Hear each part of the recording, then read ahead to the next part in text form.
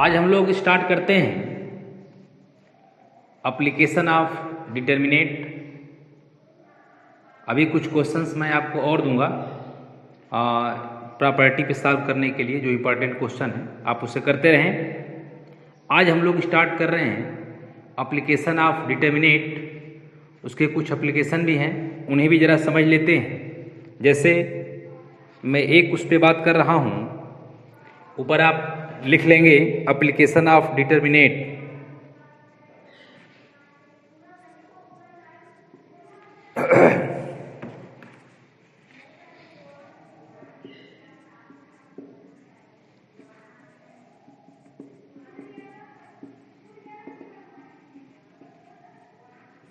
Applications of determinates. अच्छा, अब जरा समझते हैं ये क्या है।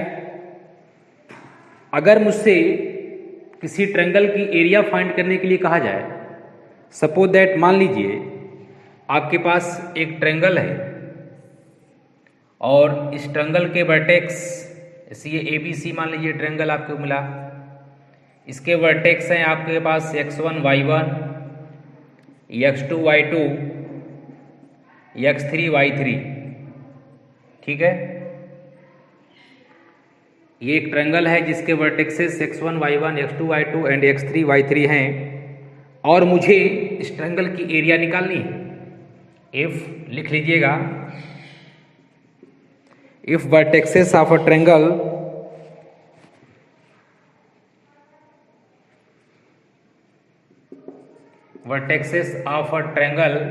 ABC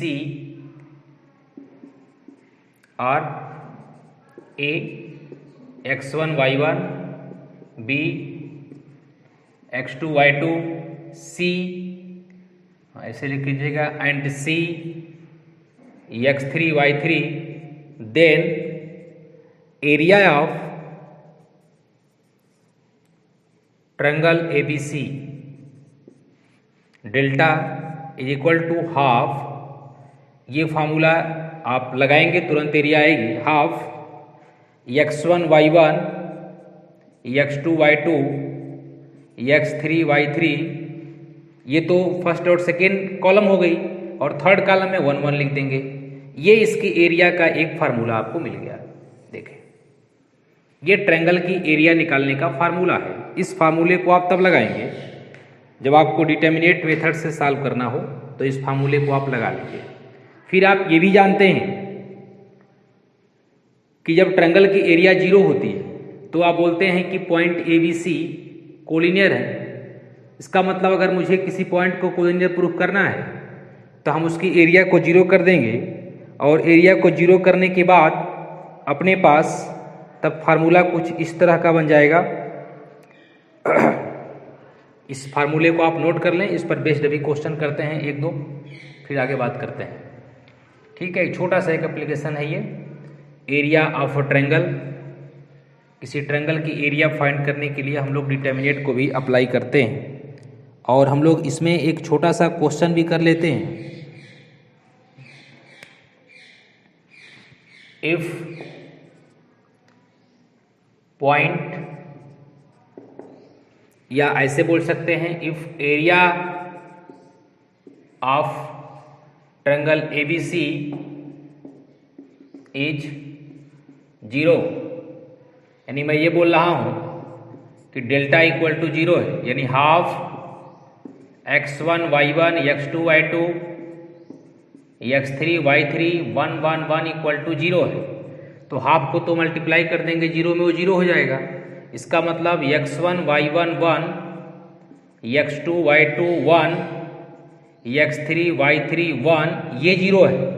और अगर ऐसा होता है तब आप बोलते हैं देन या therefore points ABC are collinear.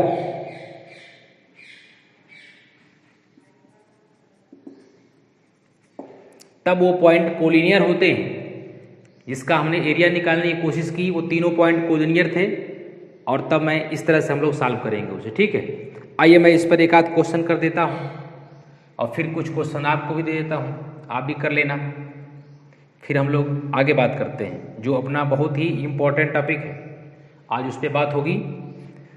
इस पर एक दो क्वेश्चन कर लेते हैं छोटे छोटे। जैसे क्वेश्चन आपसे पूछा है, सो दैट, क्वेश्चन लिखिएगा,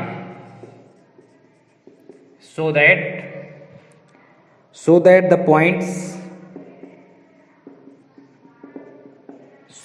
points A comma B plus C,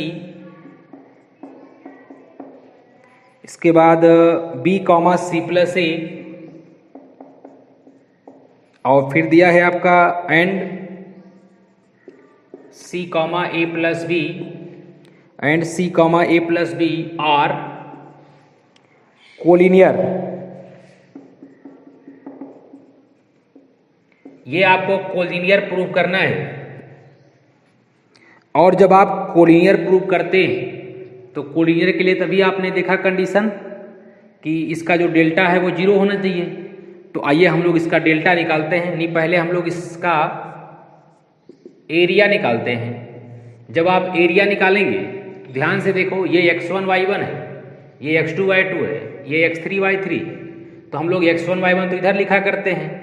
formula अपने पास तो ये है ना, डेल्टा इक्वल टू फार्मूला तो अपना भाई half x1 y1 x2 y2 x3 y3 1 1 1, ये आपका फार्मूला है। तो जब आप डेल्टा निकालेंगे तो डेल्टा के लिए लिखेंगे हाफ। अब x1 की जगह पे हम लोग क्या लिखने वाले हैं, a, और y1 के लिए b प्लस सी, और यहाँ 1 है। इसके बाद x2 के लिए b, x3 के y2 के लिए c प्लस ए 1, x3 के लिए c, और इसके लिए a प्लस बी 1।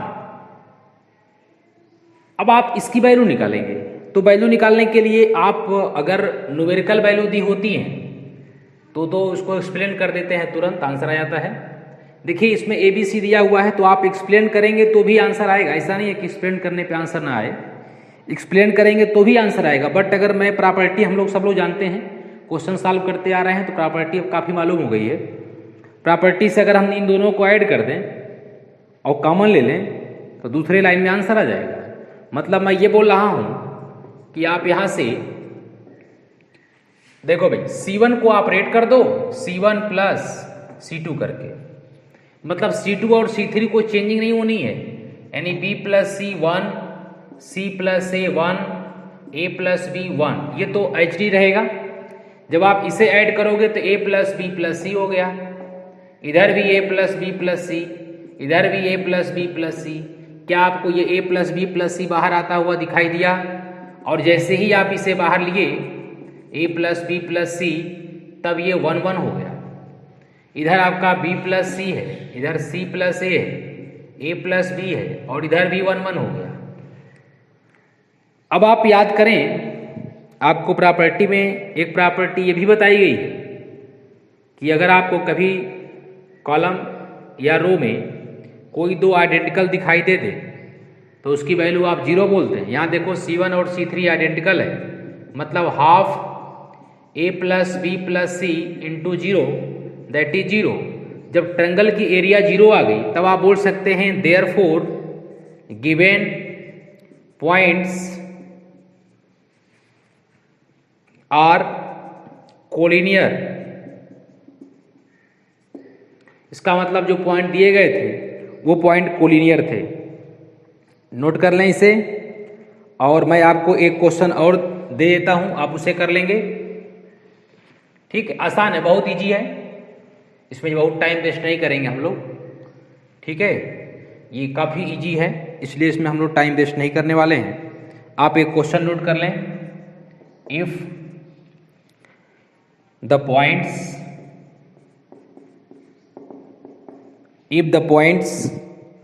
-2, -3, फिर एक पॉइंट है आपके पास लेमडा कामा -1, और एक पॉइंट और है एंड 0,4 आर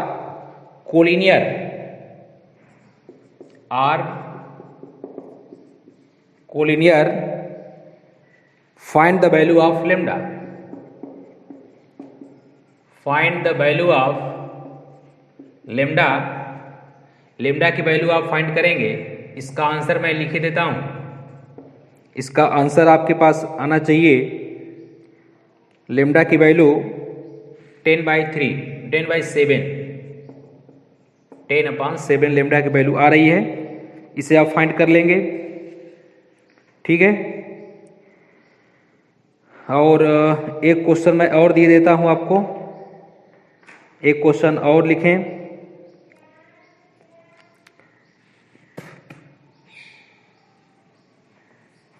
हाँ, एक क्वेश्चन और लिखिएगा। सेकंड क्वेश्चन लिखें।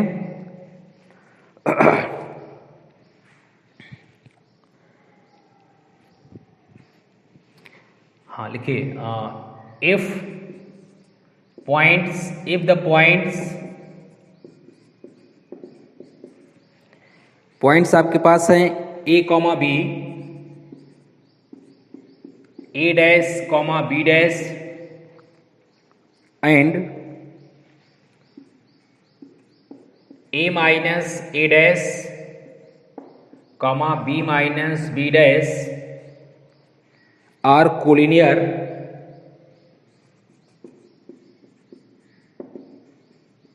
देन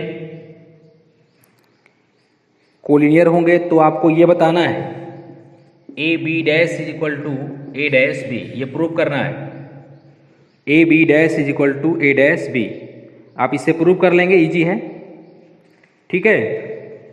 ये क्वेश्चन आप कर लेंगे। अब हम एप्लीकेशन की एक दूसरी बात करते हैं, जहाँ पे हम लोग लीनियर इक्वेशंस को सॉल्व किया करते हैं। अब मैं उस तरफ आपको लेकर के चल रहा हूँ जहाँ हम लीनियर इक्वेशन सॉल्व करना सीखेंगे कि जब लीनियर इक्वेशन होते हैं तो कैसे हम लोग क्वेश्चन को सॉल्व करते हैं, ठीक है। आइए अब चलते हैं उधर लीनियर इक्वेशन की तरफ, ये आपको समझ में आ गया होगा, ठीक है।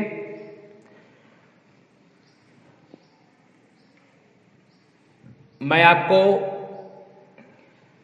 लीनियर इक्वेशन की तरफ ले चल रहा हूँ। अब एक दूसरी बात करते हैं, सिस्टम ऑफ लीनियर इक्वेशन लिख लीजिएगा।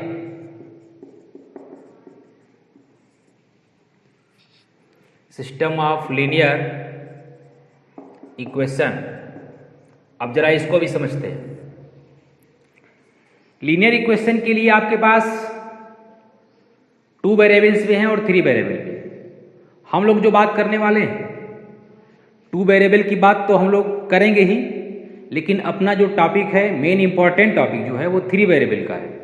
तो हमारी बात 3 वेरिएबल पे होने वाली है। 2 वेरिएबल पे बात होगी, बट 2 वेरिएबल, अगर मैं 3 वेरिएबल आपको बता दूंगा तो 2 वेरिएबल आप इजीली समझ जाएंगे, खुद भी कर सकते हैं, ठीक है। तो हमारी बात 2 और 3 दोनों वेरिएबल पे होने वाली है, बट हम 3 वेरिएबल पे बात करेंगे। 2 वेरिएबल्स की अगर बात करूं तो आप लीनियर इक्वेशन में इस तरह की इक्वेशन देखे हैं, a1x plus b1y equal to c1 और a2x plus b2y equal to c2। ये 2 वेरिएबल्स की लीनियर इक्वेशन है। वैसे भी आप इसे सॉल्व करके वैल्यू निकालते चले आए, आप इसे सॉल्व करके x और y की वैल्यू फाइंड करते चले आए, लेकिन इस वैल्यू को हम लोग बाय डिटर्मिनेट से फाइंड करने की कोशिश करेंगे और तब देखेंगे कि क्या इसका आता है, ठीक है। और इसके लिए आप पहले भी जानते हैं, अगर 2 वेरिएबल की इक्वेशन दी हुई हो तो आप ये पहले से जानते हैं कि if a1/b1 not equal to a2/b2, मतलब a1/b1 और a2/b2 इक्वल नहीं है, तब आप ये बोलते हैं जो ये इक्वेशन है ये यूनिक सॉल्यूशन फाइंड करता है। यूनिक सॉल्यूशन, यहां से यूनिक सॉल्यूशन आपको मिलता है। और आप ध्यान से देखें तो कोऑर्डिनेट ज्योमेट्री में आपको बताया गया है ये m1 और ये m2 होता है, मतलब ये आप ऐसे ही बोल सकते हैं m1 not equal to m2 की बात मैं कर रहा हूँ।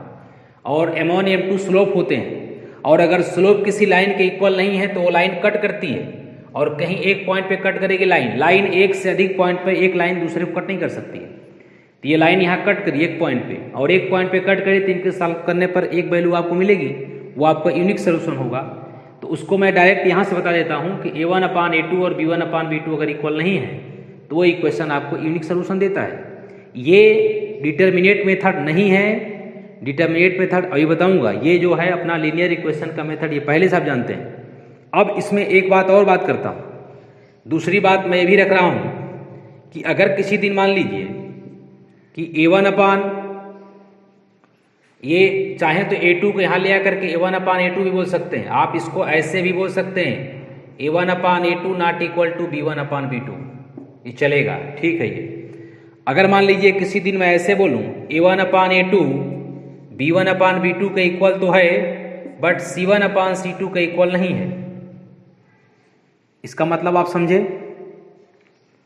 A1/A2 और B1/B2 इक्वल है बट C1/C2 के इक्वल नहीं है। मतलब ऐसे समझिए, मैं ये बोल रहा हूं कि M1 और M2 तो इक्वल है, तो अगर M1 M2 इक्वल होगा तो लाइन्स आर पैरेलल, वो दोनों लाइन पैरेलल होंगी। और अगर लाइन पैरेलल होंगी तो ये कहीं कटेंगी। पैरेलल लाइन एक दूसरे को कहीं कट नहीं करती, ये लाइन कहीं नहीं कट करेंगी। इसका मतलब इस कंडीशन में हमें कोई सलूशन नहीं मिलने वाला है। आप आगे लिख देंगे no solution.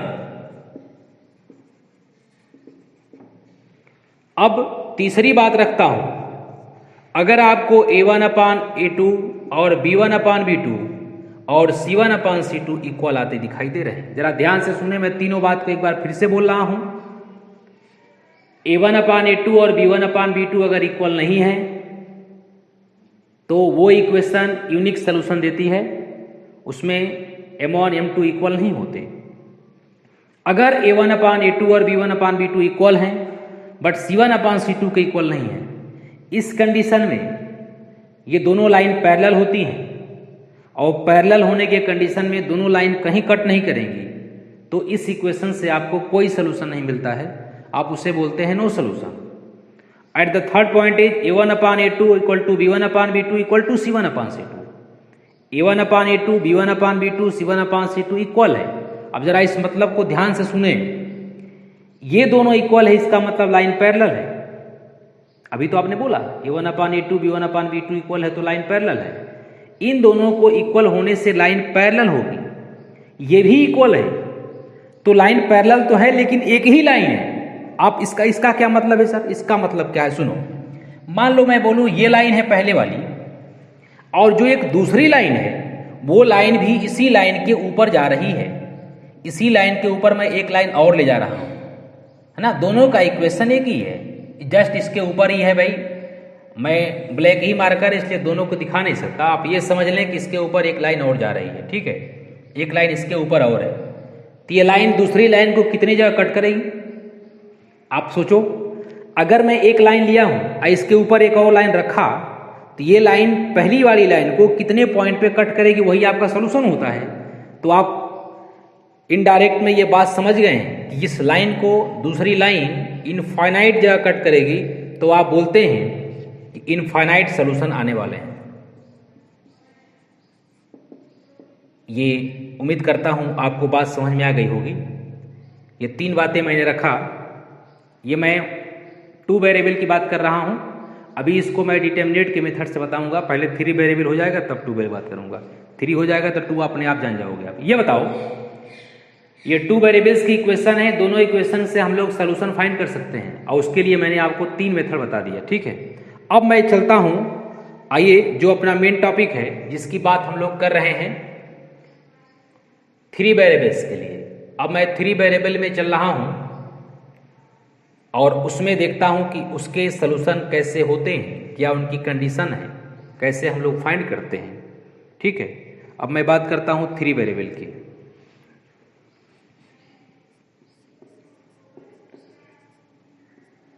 Three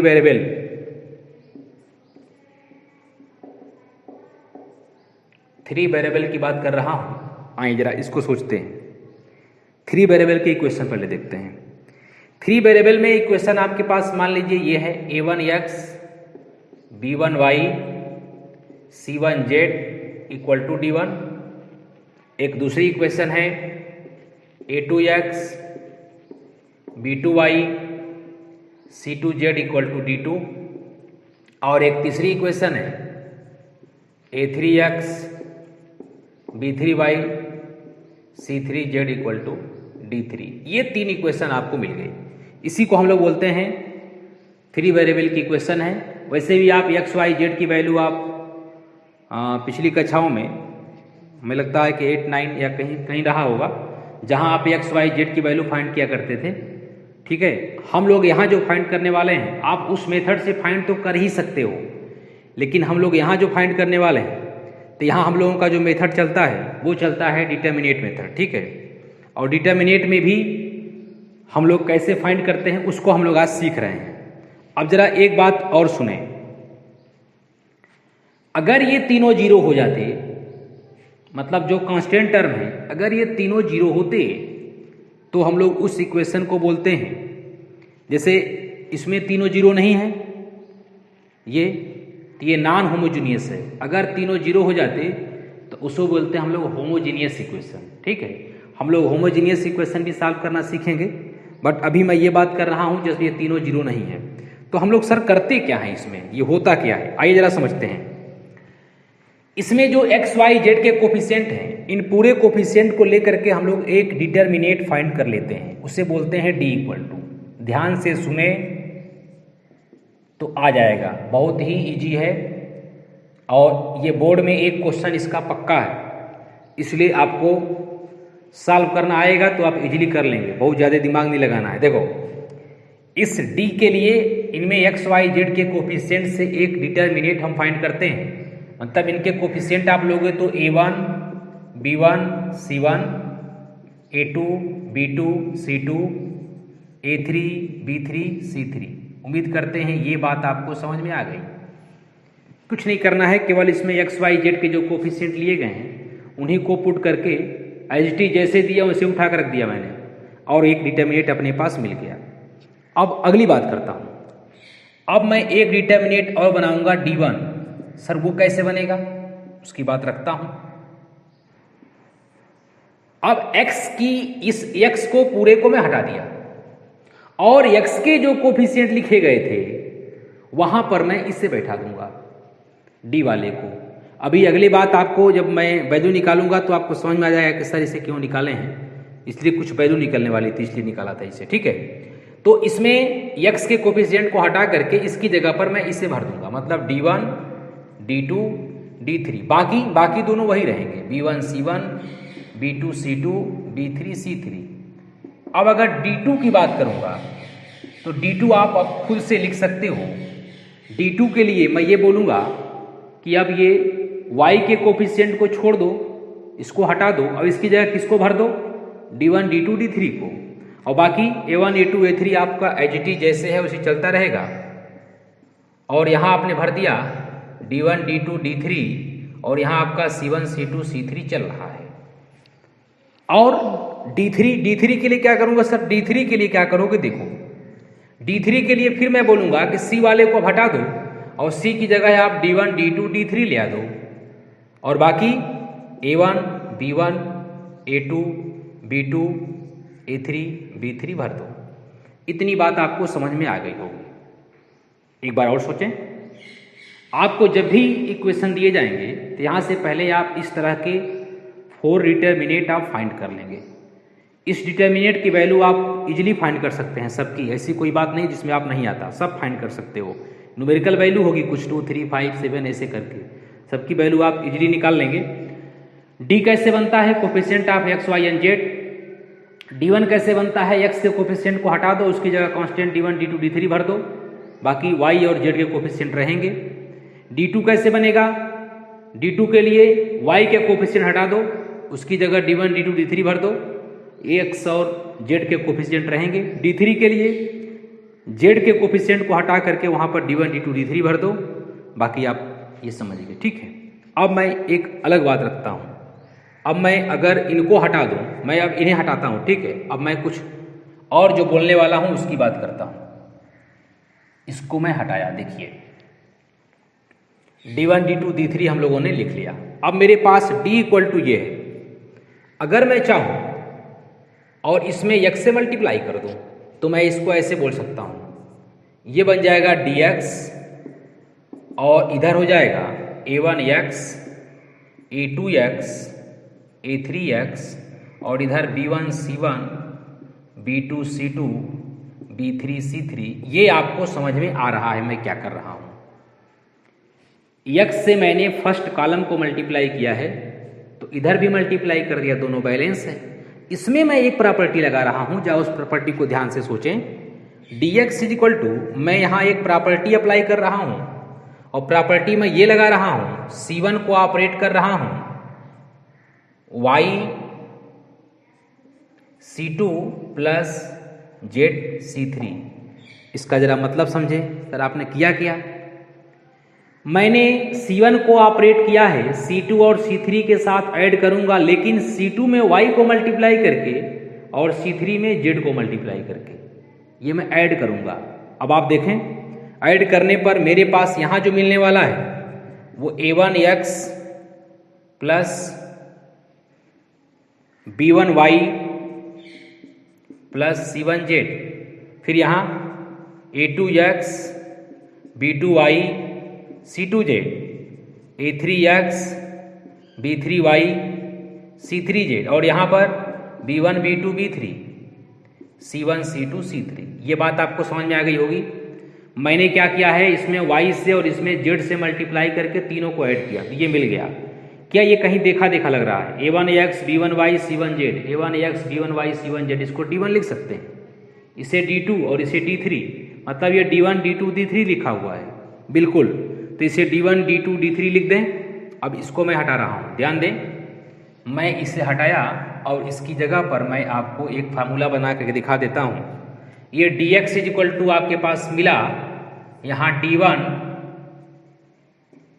d2 d3 है और यहाँ b1 b2 b3 है, c1 c2 c3 है। अभी आपको याद होगा मैंने जब d1 लिखा था तो d1 के लिए हमारा डिटर्मिनेंट यही बना था, d1 d2 d3 b1 b2 b3 और c1 c2 c3। इसका मतलब ये d1 है तो dx is equal to d1 आ गया, dx is equal to d1। तब आप तुरंत यहां से बोल सकते हैं, तब आप यहां से तुरंत ये बात बोल सकते हैं कि x इज इक्वल टू हमें मिल गया d1 अपान d। और इसी तरह से हम लोग similarly y equal to d2 upon d and z is equal to d3 upon d। ये मैं जो यहाँ प्रॉपर्टी लगा करके ये सब मल्टीप्लाई किया हूँ केवल इस फार्मूले को निकालने के लिए। आपको ये सब कुछ नहीं करना है, आप d1 d2 d3 और d वहाँ से फाइंड कर लेंगे और डायरेक्ट ये फार्मूला लगाएंगे तो x y z की वैल्यू आपके सामने होगी और x y z आपके पास मिल गया तो आपको वही निकालना था। ठीक है, अब तब तक दिमाग में एक बात और आती है कि सर इसमें कुछ लफड़े भी तो हो सकते हैं, जैसे d0 आ जाए। अगर ये d0 आ गया तो d1 अपान d तो इनफाइनाइट हो जाएगा। इसका क्या मतलब हुआ? अब उसकी बात करते हैं। ठीक है, आइए अब उसकी बात करते हैं। ठीक, पहले मैं आपको 2 वेरिएबल्स का बता देता हूँ, फिर इसके बाद तब फिर 3 वेरिएबल की बात करता हूँ। ठीक है, इसको मैं हटाता हूँ। अब आइए मैं 2 वेरिएबल्स की बात करता हूँ। आप जो रूल हम लोग इसमें अप्लाई करते हैं, इस रूल के लिए ऊपर हेडिंग लिख लीजिएगा, क्रैमर्स रूल। ये क्रैमर्स रूल चल रहा है और इसी क्रैमर रूल में हम लोग सारी बातें करने वाले हैं। ठीक है, ऊपर आप एक हेडिंग दे लेंगे, क्रैमर रूल। मैं लिख देता हूँ अभी।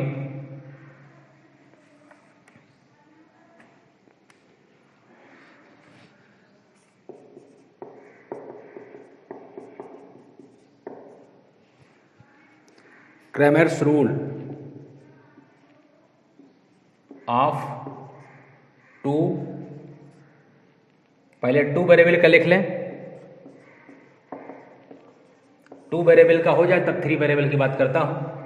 आइए जरा 2 वेरिएबल्स के लिए क्रैमर रूल की हम बात करता हूं। पहली पॉइंट लिखिएगा इसमें, if d not equal to 0। Sir ये बनता कैसे है? अच्छा ये बताओ, a1x plus b1y equal to c1 और a2x plus b2y equal to c2 अगर दिया है तो d आपको बनाने के लिए तो फार्मूला ये हो गया a1 b1 a2 b2। d1 बनाने के लिए इसकी जगह c1 c2 को भर दो, c1 c2 b1 b2। और d2 बनाने के लिए ये तो a1 a2 रहेगा, यहाँ पर c1 c2 भर दो। ये देखो बन गया आपके पास। टू वेरिएबल का मतलब ये d1 d2 d3 ऐसे बनेंगे, ठीक है। इसमें मैं ये बात कर रहा हूँ, इसके फार्मूला कैसे लगाएंगे सर? तो x के लिए फार्मूला हो जाएगा d1 अपान डी और y के लिए फार्मूला हो जाएगा d2 अपान डी, ठीक है। इतनी बातें आप रिमार्क में लिख लेंगे तो अच्छा रहेगा। ये टू वेरिएबल का सिस्टम ये है, इसे आप लिख लेंगे तो अच्छा रहेगा। और इसी की बात मैं करने जा रहा हूँ। If d not equal to zero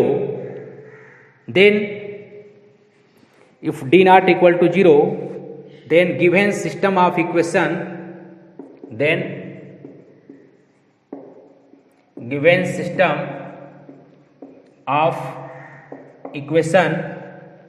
is consistent.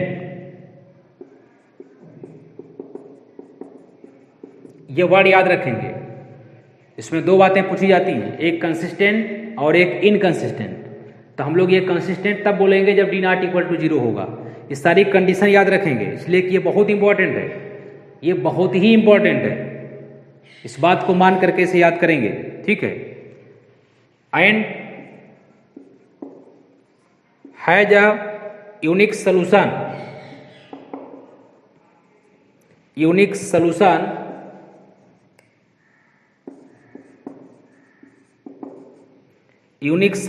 x is equal to d1 upon D and y equal to d2 upon D. मैं यही बात यहां लिखा हूं। ऐसे सोचो आप, अगर d की वैल्यू जीरो नहीं होगी तो फिर इस पर कोई दिक्कत नहीं है, कोई लफड़ा नहीं है। d की वैल्यू जीरो अगर नहीं होगी तो फिर ये एक सॉल्यूशन देगा, x और y की वैल्यू आएगी, उस कंडीशन में यूनिक सॉल्यूशन होता है। आगे बात रखता हूं। अब एक दूसरी बात करता हूं। ये पहली बात हो गई, एक दूसरी बात लिखिएगा। If d equal to zero, अगर मान लो d जीरो हो ही गया सर तो क्या होगा? तो अगर d भी जीरो हो गया और d1 equal to d2 equal to ये भी जीरो हो गया, then system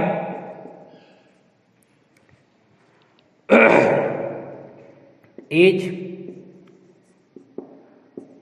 consistent and has infinite solution,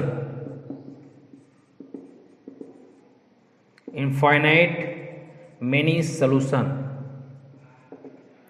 अगर d भी जीरो है और d1 d2 ये दोनों भी जीरो हैं तो वह इक्वेशन इनफाइनाइट सॉल्यूशन रखता है। And the last third is if d equal to 0 and one of d1 and d2 is non-zero, then system is inconsistent। बात समझिए, ये इनकंसिस्टेंट की बात कर रहा हूं। अगर d जीरो हुआ और d1 d2 में कोई भी एक ऐसा है जो जीरो नहीं होता है, तब ये इक्वेशन इनकंसिस्टेंट होगा। आपसे जो क्वेश्चन पूछे जाते हैं उसमें यही पूछा जाता है, इक्वेशन दे करके पूछा जाता है कि ये कंसिस्टेंट है या इनकंसिस्टेंट है। कंसिस्टेंट होगा तो फिर इसमें आएगा, ये दो कंडीशन है, इनकंसिस्टेंट में इसमें आएगा। ये आपको याद रखना है, इस पर क्वेश्चन होंगे तो आ जाएगा धीरे धीरे। अब मैं थ्री वेरिएबल्स की बात भी कर लेता हूँ साथ में लगे लगे, इसलिए कि वो भी तो जानना है। आइए, क्रैमर रूल्स आप थ्री वेरिएबल ऊपर लिख लेंगे और थ्री वेरिएबल में ये लिखते हैं, ये आ जाएगा तो फिर क्वेश्चन की बात करेंगे, ठीक है। थ्री वेरिएबल की बात करता हूँ, यहाँ लिख लीजिएगा थ्री वेरिएबल, और थ्री वेरिएबल की बात मैं रखता हूँ। मैं एक बात ऐसे करूँ, हम लोगों ने d into X is equal to d1 निकाला था अभी, या यहाँ से मैं ये बोल दिया था x is equal to d1 upon D फिर आप इनडायरेक्ट में ये समझ रहे हैं कि y इक्वल टू d2/d है और z is equal to d3/d है। ये बात आप इनडायरेक्ट समझ गए हैं। मैं एक ही की बात करूँगा तो तीनों बात उसमें कर रहा हूँ, इसका मतलब ये समझेंगे, ठीक है। अब इसमें दो बातें पॉसिबल हैं। वो क्या दो बातें पॉसिबल हैं सर? दो बातें पॉसिबल इस तरह से हैं कि एक d 0 हो जाए और दूसरा वो हो जिसमें d 0 ना हो। तो d अगर 0 नहीं होता है तो इसको तो हम लोग कंसिस्टेंट बोलते हैं, बिल्कुल ये कंसिस्टेंट है। और ये इसकी बात करता हूं। अब इसमें दो बातें बनेंगी। अब जरा इसकी बात सुने। अगर d 0 होता है, d अगर 0 होता है तो क्या मैं इसको ऐसे लिख सकता हूं? यहां देखो, यहां पे ये 0 into X is equal to d1 या 0 into Y equal to d2 या 0 into Z equal to d3। ये बात आप समझ गए होंगे। इसलिए कि ये देखो मैंने d को 0 लिखा था, 0 into X is equal to d1, यानी 0 0 0 0 ऐसे बन सकता है। अब यहां पर अपने पास दो बातें पॉसिबल हैं, जरा उनकी बात मैं रखता हूं। ये कंडीशन में एक ये हो सकता है कि d1 d2 और d3 ये तीनों 0 हो जाए। सोचो, देखो भाई, x is equal to Y equal to Z is equal to ये है। यहां से मैंने बोला दो कंडीशन है, ये d 0 होना, d को नहीं 0 होना। अगर d 0 होता है तो अपने पास ये कंडीशन बनती है। d 0 होने में दो बातें पॉसिबल है। एक ये हो सकता है कि d1 d2 d3 तीनों 0 हो जाए। और सर दूसरा क्या हो सकता है? दूसरा ये हो सकता है कि d1 d2 d3 not all 0, एक ये हो सकता है। तो जब ये तीनों 0 हो जाएगा तो उस कंडीशन में क्या होगा? तब आप देखो, ध्यान से सुनो भाई, अगर d भी 0 है और ये तीनों भी 0 है तब आप बोलते हो देन इनफाइनाइट सॉल्यूशन। इसे आप ध्यान से समझे रहें। अगर d भी 0 आता है और d1 d2 d3 ये भी तीनों 0 आते हैं तो उसका सॉल्यूशन इनफाइनाइट होता है। और अगर आपके पास d1 d2 d3 में कोई भी एक 0 नहीं आया तब आप बोलते हैं नो सॉल्यूशन। और इसी को हम लोग इनकंसिस्टेंट भी बोलते हैं।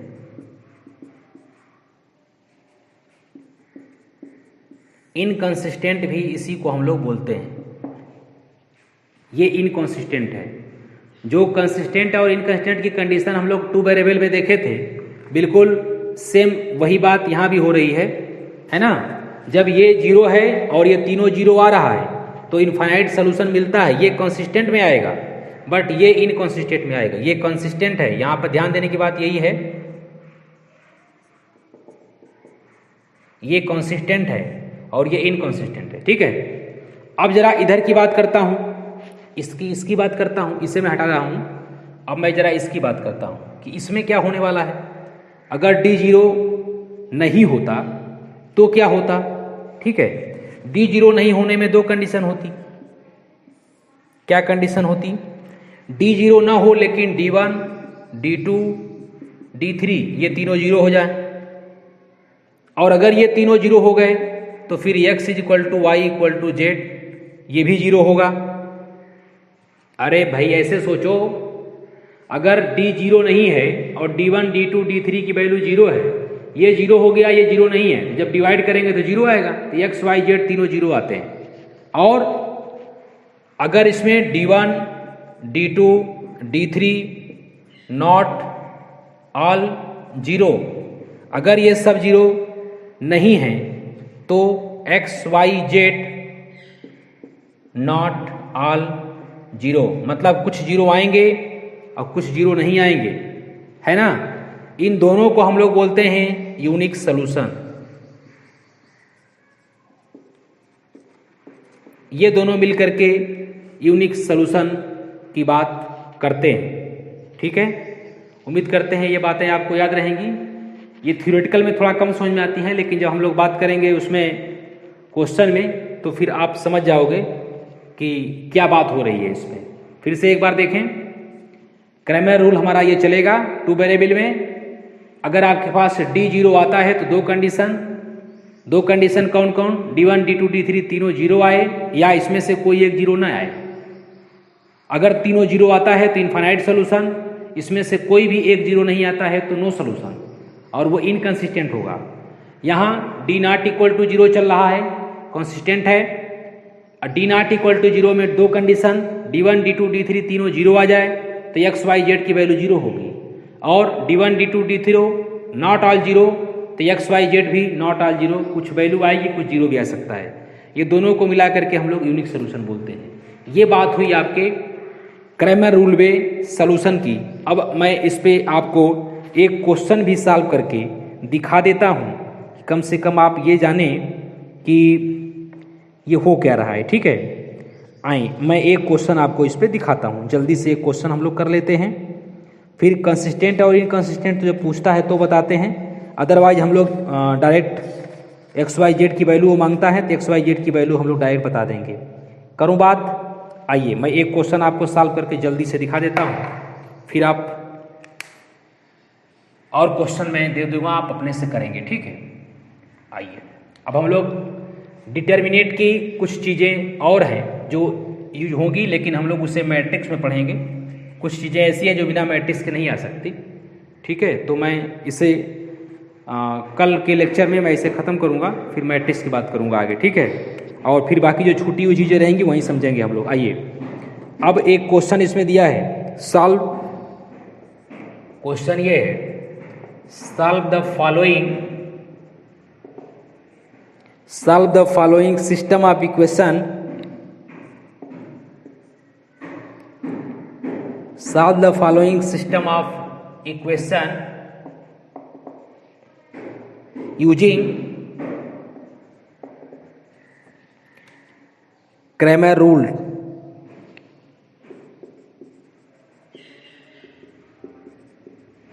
और इक्वेशन दे रखा है 5x minus 7y plus Z equal to 11 और 6x minus 8y minus Z equal to 15 and 3x plus 2y minus 6z equal to 7। आइए इसकी बात करता हूँ, इसे आपको सॉल्व करना है। ठीक है, तो सबसे पहले तो सॉल्व करने के लिए हम लोग d की वैल्यू निकालें। तो d आप कैसे बनाते हो, एक्स वाई जेड के कोफिशिएंट से, यानी 5 माइनस 7 1 6 माइनस 8 माइनस 1 3 2 माइनस 6। समझ गए होगे, ये एक्स वाई जेड के मैं कोफिशिएंट लिखा हूँ। फिर क्या करेंगे, सॉल्व कर लेते हैं ऐसे ही। ये 5 के लिए आप ओपन करोगे तो ये और ये छूटा, इधर मल्टीप्लाई करोगे तो 48, माइनस करोगे इधर मल्टीप्लाई करोगे तो -2 का +2 माइनस 7, फिर आप इसे और इसे ड्रॉप कर रहे हो, इधर मल्टीप्लाई -36, इधर मल्टीप्लाई करोगे तो +3 हो जाएगा, +1 इसके लिए, ये और ये ड्रॉप, इधर मल्टीप्लाई 12, माइनस करेंगे इधर मल्टीप्लाई 24 तो ये प्लस में हो जाएगा 24। तो ये आपका बन गया 50 में 5 का मल्टीप्लाई किया तो 215, ये प्लस हो गया। ये इधर से आ गया 33, 7 इंटू -33 प्लस का 24 और 12 36, ये कितना आने वाला है 250 माइनस, इसको मल्टीप्लाई किया तो 1 और 23 231 और 231 प्लस 36, ये कितनी वैल्यू दे देगा, ये 0 तो नहीं आएगा और 0 नहीं आएगा तो ये आ जाएगा 50 36, तो ये आ गया, हाँ 5 और 5 55, ये आ गया 55 आ गया, मतलब d नॉट इक्वल टू 0 है। चलिए d की वैल्यू 0 तो नहीं आई, अब d की वैल्यू 0 नहीं आई तो अपना काम बनता हुआ दिखाई दे रहा है, मतलब कुछ वैल्यू आएगी तब। d की वैल्यू 0 नहीं आने का मतलब सोल्यूशन इसका मिलेगा। अब d1 बनाओ, d1 क्या बनने वाला है, d1 के लिए क्या करते थे, कांस्टेंट वाले को पहले लिखते हो थोड़ा सा और यहाँ से लिख देते हैं। कांस्टेंट वाले मतलब 11, 15 और 7 पहले लिखा। अब आप इसको छोड़ने वाले हो x वाले को, अब y और z को लिखोगे -7, -8, 2, 1, -1, 6 और इसकी वैल्यू भी निकाल लेते हैं। इसकी वैल्यू निकाल लेते हैं, डायरेक्ट ओपन कर देते हैं। 11 इधर मल्टीप्लाई किया तो -48 और +2, -48 +2 ये -6 है, तो ये प्लस का 48 है। और -7 करोगे तो ये +7 हो जाएगा। ये और ये ड्रॉप हो रहा है, इधर मल्टीप्लाई हुआ तो -90 माइनस इधर मल्टीप्लाई हुआ तो प्लस का 7 और प्लस का 1, ये और ये ड्रॉप किया, इधर मल्टीप्लाई किया तो 30 माइनस का इधर मल्टीप्लाई किया तो प्लस का 56 आ गया। और इसे भी सॉल्व कर लेते हैं तो 11 × 50 आ गया और माइनस का 7 × 83 आ गया और प्लस का 30 और 56 को ऐड कर दिया तो 86 आ गया। और ये आपको आने वाला है ये 550 माइनस का ये 7 का 3 में मल्टीप्लाई किया तो 21, 3 और 56, 3, 59 और प्लस का 86, ये कितना देगा? ये 41 इधर आ गया और 8, 4, 12, 120, 127, 127 आएगा। 500 ये 7 3 के 21, 2, 56, 2, 58, 581 आ गया। तो ये बना कितना? 550 में से 581 तो ये माइनस का 41 आ गया और प्लस का 86, तो ये 5 और 4 45, 5 और 4 का 45 आ गया। 550 और 581, हाँ ठीक है 45 आ गया। 40, ठीक है 45 ही आएगा। 5 1 6 4 2 8, ठीक है 86 आ जाएगा। 45 आ गया। ये तो D1 की वैल्यू आई। अब D2 D3 कैसे निकलेगा? D2 और D3 निकाल दो भाई। D2 कैसे? D2 के लिए x का कोफिशिएंट तो वही रहेगा 5 6 3, 5 6 3, y की जगह 11 15 7, z की जगह 1 -1 -6। इसकी वैल्यू भी निकाल लेते हैं। 5, ये 5 इधर का छोड़ो, ये माइनस का 90 और प्लस का 7 और ये माइनस का 11, ये और ये ड्रॉप हुआ, माइनस का 36, इधर का प्लस का 3, इसके बाद प्लस का 1, ये और ये ड्रॉप हुआ 42 और माइनस का 30। ये क्या देने वाला है? 5 इंटू माइनस में माइनस का 5 इंटू 83 और ये प्लस का 11 इंटू 33 और ये प्लस का 42 से 12। ये कितना आ गया? माइनस का ये 5 3 15, 1 40 और 1 41, 415 और प्लस का ये कितना? 11 या 33, 3 33 और 3 36 और प्लस का 12। इसको भी सॉल्व कर लेते हैं।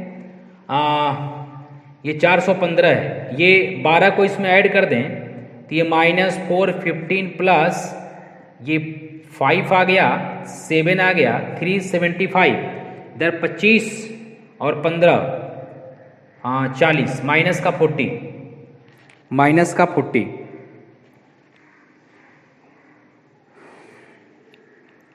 $363 और 12। ये 12 तो लास्ट वाले 1 के लिए ये 6 7 42 और 15 या 45, ये गड़बड़ है, ये 45 होना चाहिए था। और घटा देंगे तो यहाँ -3 आ जाएगा और -3 आ गया तो ये अब ये माइनस का 3 चलेगा साथ में, माइनस का 3 और माइनस के 3 को आ जाने से यानी -4 15 प्लस 363 और माइनस का 3, ये आ जाएगा आपका माइनस का आएगा, और माइनस का कितना आएगा, ये 5 और 3 8 18, 18 में से 3 को सब्ट्रैक्ट कर देंगे तो 5, और इधर 45 में 36 5 55 55 आ गया, D2 आ गया। अब बच गया आपके पास एक निकालना केवल D3, ये D1 की वैल्यू है और D2 की वैल्यू है और D3 की वैल्यू है। अब D3 की वैल्यू बच गई आपके पास, तो D3 कैसे निकालेंगे, ये 5 6 3 -7 -8 2 और 11 15 7, D3 भी आप कैलकुलेट कर लीजिएगा। D3 की वैल्यू भी वही -55 ही आएगी, उसे आप कैलकुलेट कर लेंगे। अब तो निकाल ही लोगे आप, ठीक है। अब रही बात x की वैल्यू निकालने की, तो D1/D कर देंगे, y की वैल्यू D2/D कर देंगे, और z की वैल्यू D3/D कर देंगे। बस x y z की वैल्यू आपसे पूछा गया था, आप उस वैल्यू को निकाल लेंगे, ठीक है। अब आपके पास जब D0 आता तो डिफरेंट केसेस बनते। D0 नहीं आया तब तो इजी है क्वेश्चन, D0 नहीं आने के कंडीशन में क्वेश्चन बहुत इजी है और उसको बहुत इजीली कर लेंगे, ठीक है। एक दिन हम लोग और सॉल्व करेंगे, एक लेक्चर हम लोग और इस पे देंगे, इसके बाद फिर हम लोग बात करेंगे मैट्रिक्सेस की, और मैट्रिक्सेस में फिर आपको कुछ डिटरमिनेंट के यूजेस रहेंगे, वहाँ बात करेंगे, ठीक है। Okay, thank you.